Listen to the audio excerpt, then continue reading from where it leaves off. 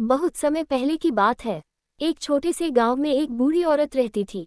उसका नाम कमला था। कमला बहुत अमीर थी, लेकिन उतनी ही घमंडी भी। उसके पास सोने चांदी के गहने, बड़े बड़े खेत और शानदार मकान थे। वह हमेशा अपनी अमीरी का दिखावा करती और गरीबों को तुच्छ समझती थी। जब कोई जरूरतमंद उसके दरवाजे पर मदद मांगने आता, तो वह उसे डांटकर भगा देती। गांव के लोग उससे डरते थे और उसे पसंद नहीं करते थे। कमला को लगता था कि पैसा ही सब कुछ है और बिना पैसे के कोई भी जीवन में सफल नहीं हो सकता। वह हमेशा गरीबों को तिरस्कार की नज़र से देखती। गांव के लोग उसकी इस आदत से दुखी थे, लेकिन कोई भी उसके सामने कुछ कहने की हिम्मत नहीं करता था। एक दिन गांव में एक संत आए। वह बहुत ज्ञानी और सम्मानित व्यक्ति थे। गांव के लोग उनकी सेवा में लगे हुए थे। संत ने गांव में घूमते हुए कमला के भव्य मकान को देखा और वहां कुछ पानी मांगने पहुंचे। जब संत ने कमला से पानी मांगा, तो वह गुस्से में बोली, तुम जैसे फकीर को मैं अपने घर का पानी भी नहीं दूंगी। जाओ, कहीं और जाकर मांगो।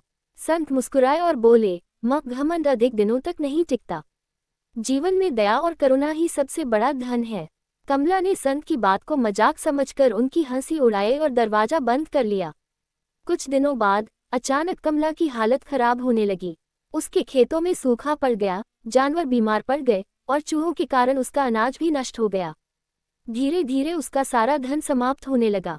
जिन लोगों को उसने कभी तिरस्कार किया था, वे भी अब उसकी मदद के लिए आगे नहीं आए। एक दिन वह गांव के ही एक घर में पानी मांगने गई, लेकिन लोगों ने उसे याद दिलाया कि कैसे उसने पहले दूसरों को पानी देने से मना कर दिया था। उसे अब अपनी गलती का एहसास हुआ, लेकिन बहुत देर हो चुकी थी। अंत में वह अकेली और असहाय हो गई। एक दिन संत फिर से गांव में आए।